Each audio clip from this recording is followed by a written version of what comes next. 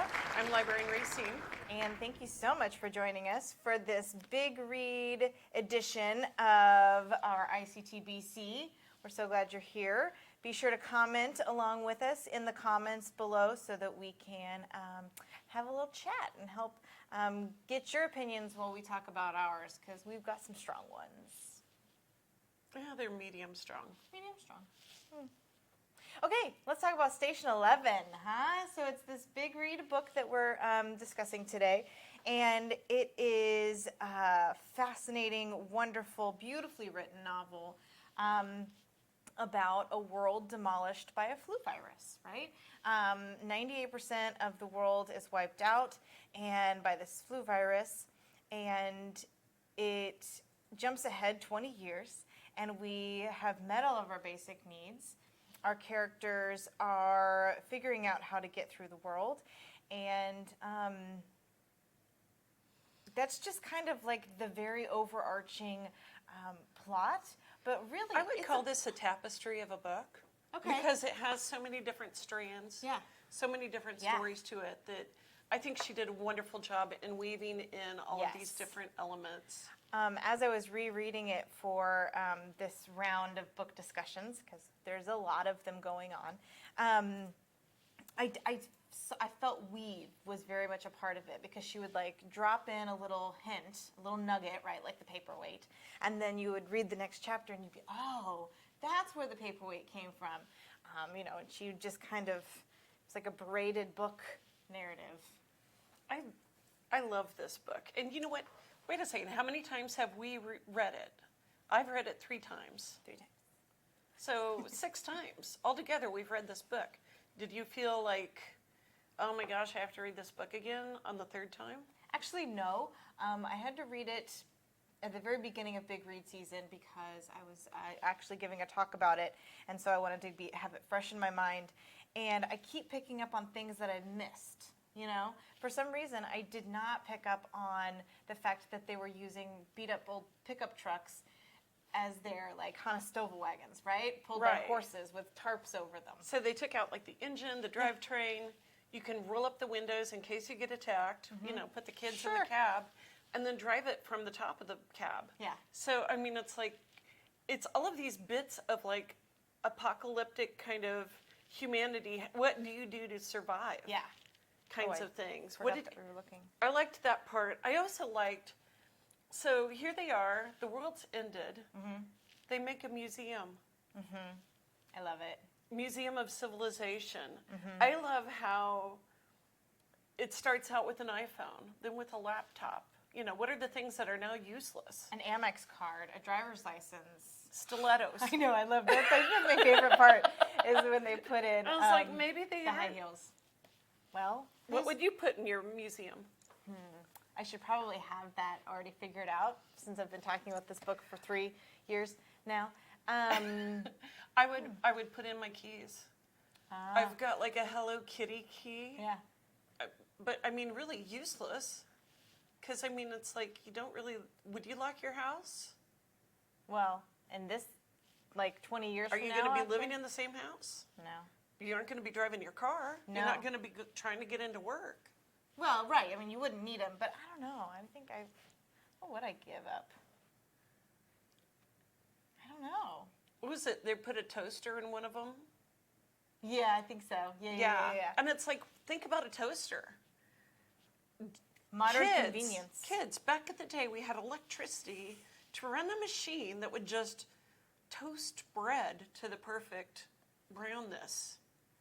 My favorite is when they're talking about how you could make a phone call to somebody across the world, on the other side of the earth, and in a matter of seconds be connected. And people are just like mind blown. So what would you put in the museum? I'm always very curious to know what people's answers are. Why you would think I would have one of my own already. Like, yeah. I'm sorry. No, that's okay. I'm surprised. I'm shocked. I'm shocked at you. Anyways, has anybody... Well, we've got Kyle, I think maybe making some comments. so we'll just go ahead and I think we'll let Kyle delete those later. But thanks for joining us, Kyle. Thanks for joining us to the other 3 people who are on the line that I don't know exactly who they are yet, but join in our conversation in the comments. Okay, so let's talk about some of these other things, right? There's a ton to discuss in this book.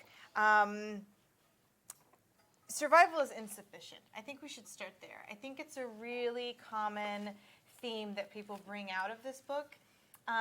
Survival is insufficient is a line from a Star Trek episode that the Traveling Symphony really focuses on. And when they go around in their year 20, offering Beethoven symphonies and Shakespeare plays, you know, they want to bring back what is best about the world, right?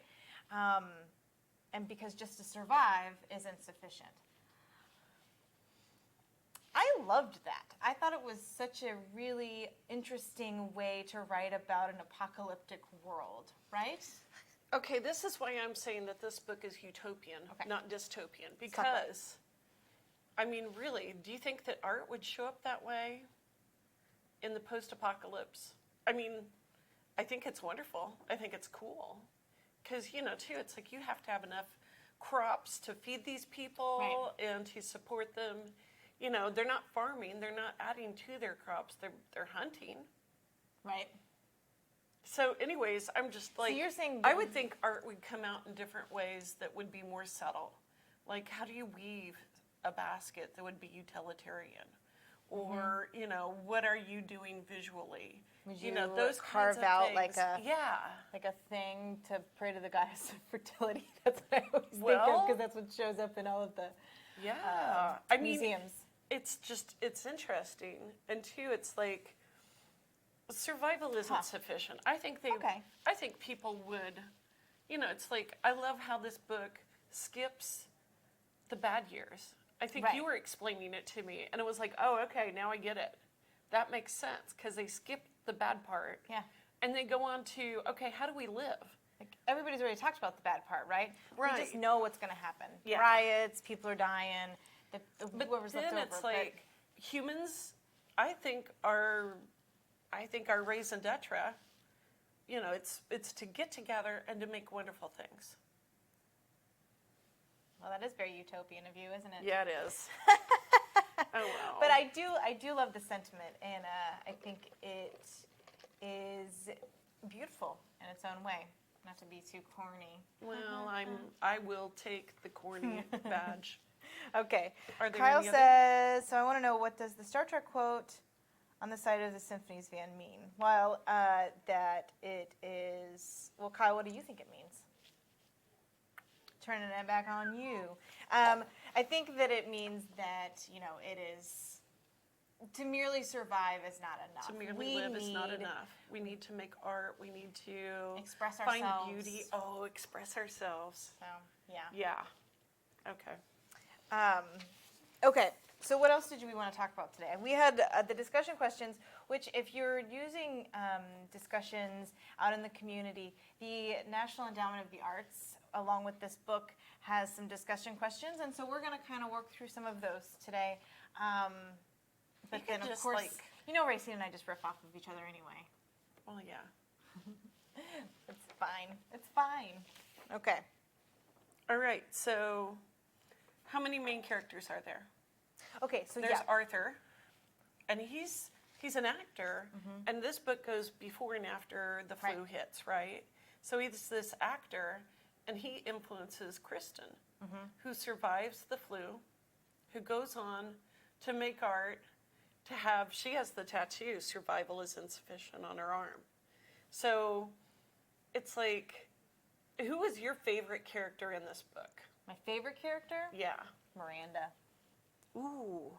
I like that she was resilient. I think Yeah. that she, decided that she wasn't going to answer to anybody else ever again after that one, abusive relationship, and then with Arthur.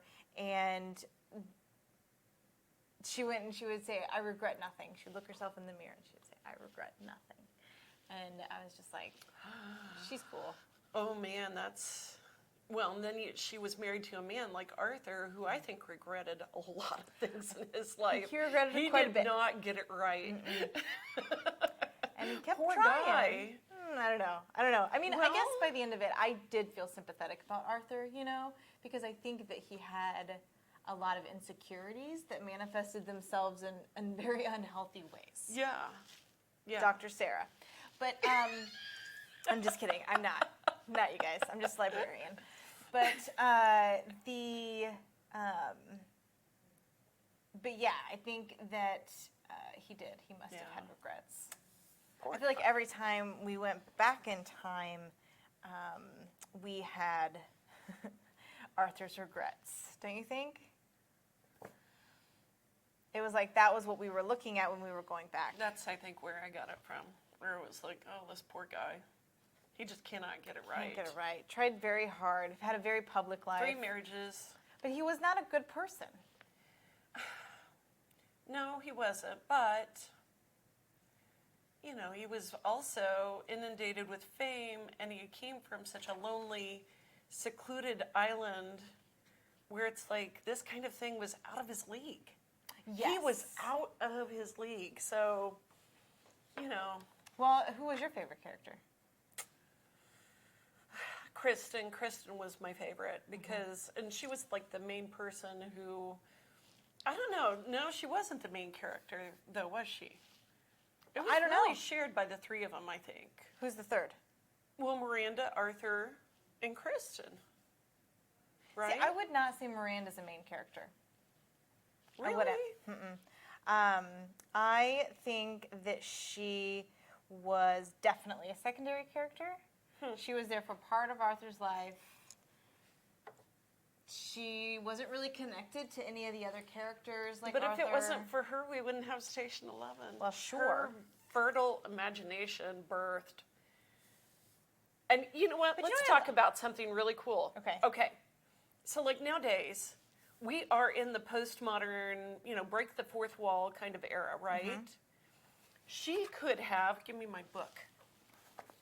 She book. could have put a graphic novel in here so Yeah. easily. Yeah. So easily. Agree. Did she? No. No.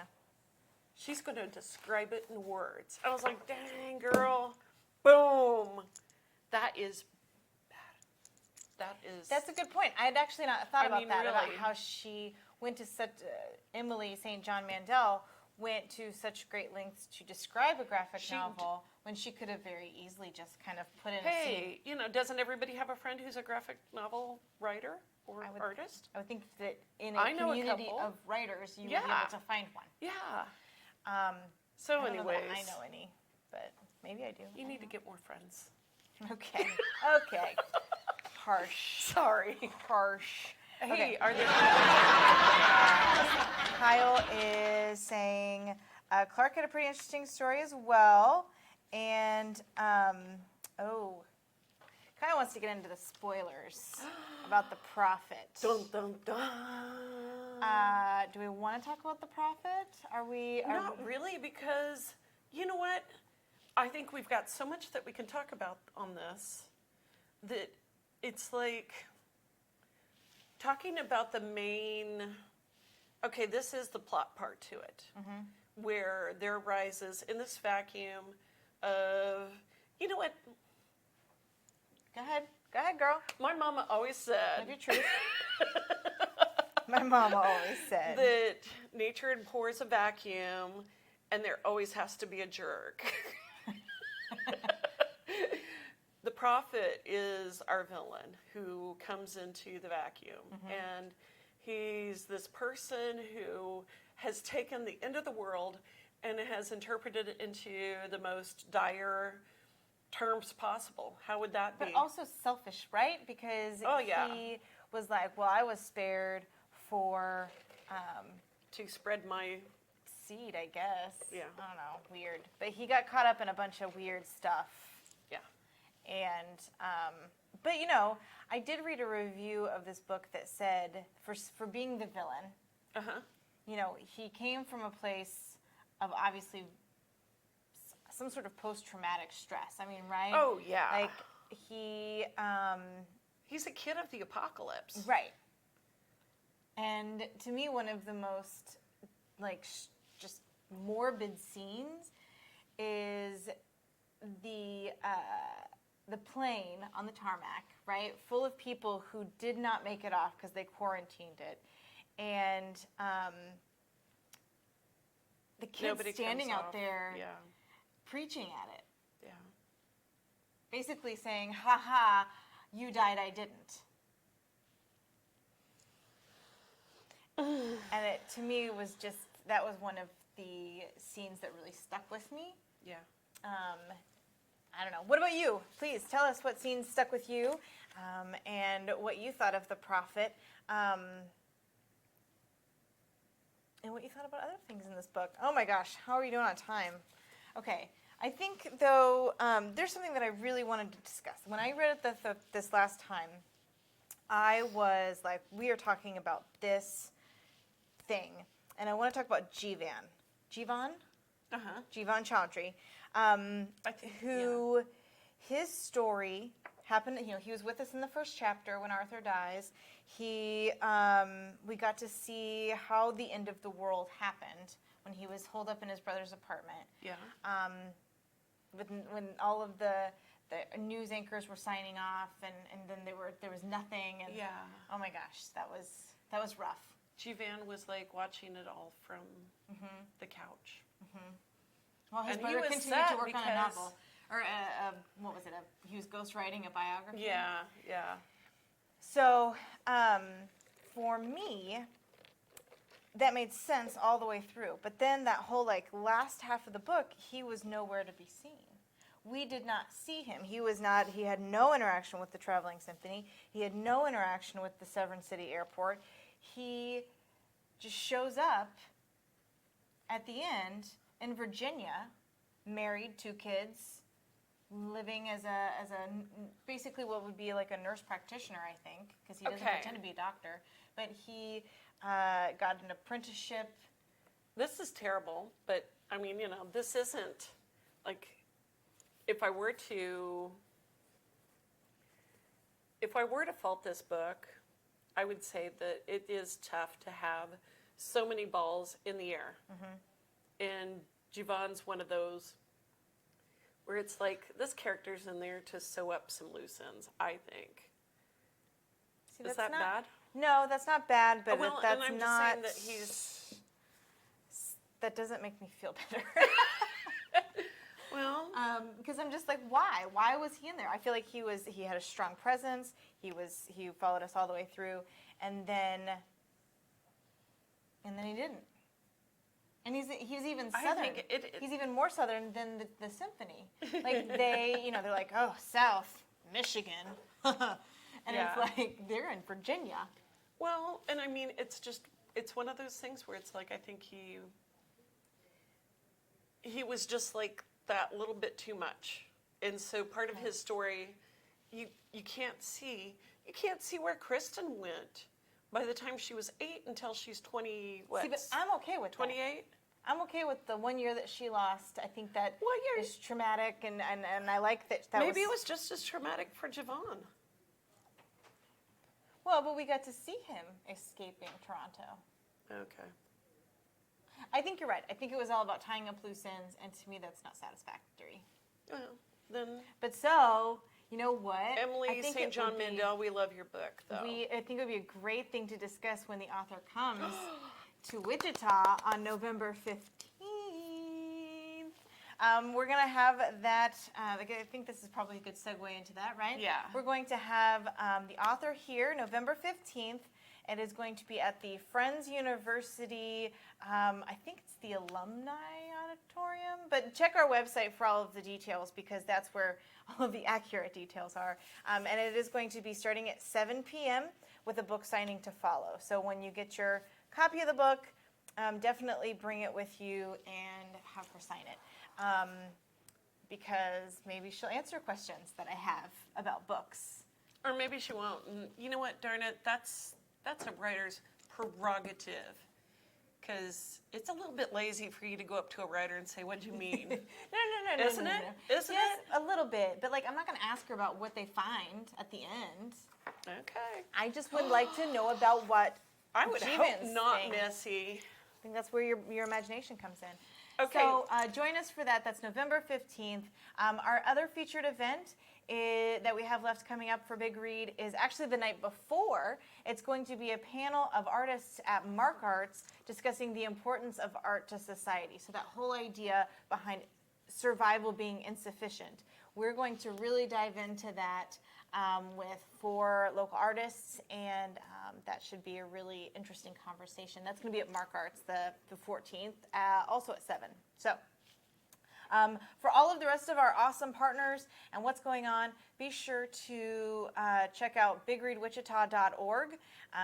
You can also check out our brew tour. So if we didn't discuss what you wanted to discuss today and you would like to go out and mingle and talk with other people, go see our brew tour. There's more information about that on our website as well.